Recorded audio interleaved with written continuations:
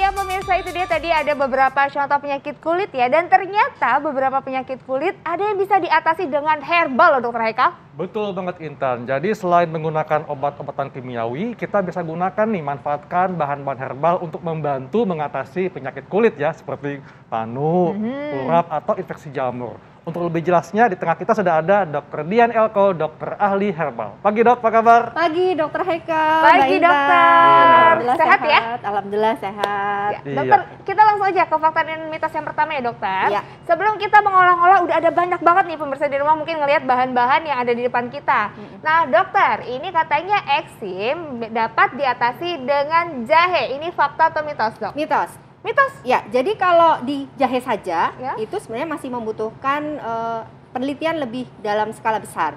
Tapi kalau jahe dipadukan dengan berbagai bahan yang sifatnya sinergis, maka dia bisa menjadi fakta. Contohnya ada beberapa jamu-jamu empiris yang memang digunakan untuk mengatasi eksim atau dermatitis yang merupakan perpaduan dari bahan lain. Dari jahe, seperti jahe, daun sembung, cabai jawa, kemudian umbi rumput teki, itu bisa Mbak Intan. Oh, Iya. Nah, kita penasaran nih dok, bagaimana meramunya nih jahe, kemudian yang bahan lainnya untuk membantu mengatasi eksim tadi. Oke, sambil lalu kita praktekkan ya, Panasin ya. Dokter Haikal. Iya apa aja dok? Ya. Butuhin apa aja? Jadi kalau kita bicara tentang bahan alam ini banyak sekali, dan kalau untuk digunakan mengatasi suatu penyakit, terutama salah satunya dermatitis atau penyakit kulit ya. Ya. Sekarang kan di Indonesia itu banyak sekali permasalahan karena iklim tropis otomatis Betul. berpengaruh ya. Nah, ini ada bahan-bahan yang sifatnya sinergis sudah digunakan secara empiris. Empiris itu turun-temurun ya, lebih dari 3 generasi sudah dibuktikan dan juga sudah diujikan secara klinis juga. Nah, ini ada bahan, contohnya ini daun sembung ya, pemirsa ya. Ini daun sembung yang daun sembung dok ya? Iya, daun sembung. Oh, jaka sembung. Ya. Jaket Belum sembung, ya, boleh. balsam vera. Kemudian yang kedua adalah jahe. Iya. Ya, ini jahe ya, pemirsa ya. Jahe ini bisa digunakan juga, tapi tidak digunakan tunggal ya, Dokter Haikal. Artinya berpadu dengan berbagai bahan lain yang sifatnya sinergis. Ya.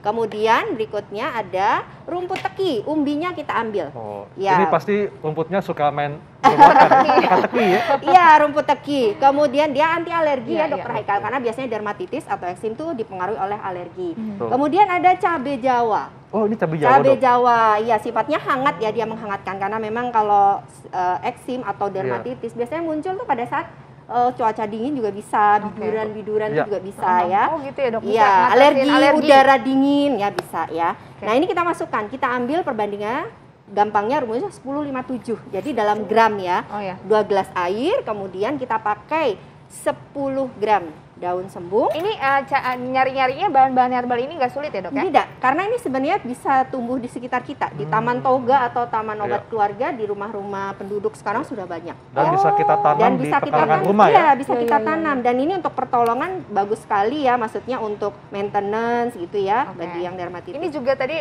buat kalau ada biduran, ada apa-apa bisa ya dok ya? Sebenarnya yang dimasukkan pertama adalah yang keras, yaitu jahe dulu, karena yang Jahe. yang umbinya keras ya. Kemudian rumput teki dan cabai Jawa. Oke, ini berapa banyak dok? 2 gelas air, Ya, ininya. 10 gram daun sembung, kemudian 5 gram jahe, kemudian ditambah dengan 7 gram dari ini apa namanya rumput teki, Rumput kemudian teki. 8 gramnya cabai Jawa. Cabai Cabai Jawa ya. Iya. Ya. Jadi nanti kita didihkan sampai dengan kira-kira 10-15 menit sampai jadi separohnya. Ditutup ya dok? Ya, ditutup. Oke. Kemudian ini bisa dikonsumsi oleh orang-orang yang memang punya riwayat dermatitis atau alergi, untuk pencegahan bisa. Ya 1 kali sehari setelah makan ya, karena ada jahenya dia agak hangat dan ada cabai jawanya, sehingga dikhawatirkan kalau perut kosong dia mempengaruhi asam lambungnya akan muncul. Oke. Nah, ini dikonsumsinya berapa kali sehari dok? Bisa 1 sampai 2 kali. 1 Cukup sampai 1 kali aja sebenarnya. Kalau sedang serangan atau dia membutuhkan terapi baru bisa 2 kali. Oke. Nah, kalau misalnya nih sudah menggunakan obat dokter, apakah dikasih jeda jaraknya untuk mengkonsumsi ramuan herbal ini? Betul atau sekali Dokter Haikal. Jadi supaya memang tidak saling berinteraksi ya, untuk menjaga keamanannya saja, kita kasih jarak biasanya 2-3 jam. Oh 2-3 jam? Ya, dengan obat konvensional atau obat dokter. Oke, Jadi, tapi ada iya, kemudian untuk dermatitis ini juga perlu hati-hati ya, Dokter Haikal, Mbak Intan. Karena kan ini sebenarnya dua hal yang harus kita perhatikan, secara metabolik maupun secara topikalnya. Jadi kalau ini kan diminum secara berpengaruh secara metabolik karena diminum ya secara keseluruhan.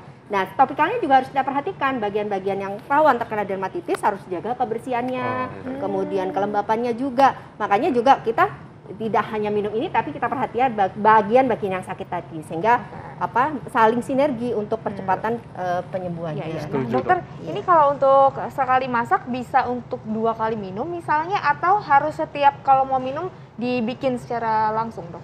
Boleh, sebenarnya bagusnya sih bahan itu untuk bisa mendapatkan khasiat optimal sehingga bahan aktifnya masih optimal itu memang sekali pakai karena ini bahan-bahannya sebenarnya mudah ya. Namun kalau misalnya memang sulit mendapatkannya maksimal 2 kali lah bisa terus lagi. Tapi dalam 1 hari ya Mbak Intan nggak boleh nginap kalau bisa ya karena bahannya langsung habis gitu.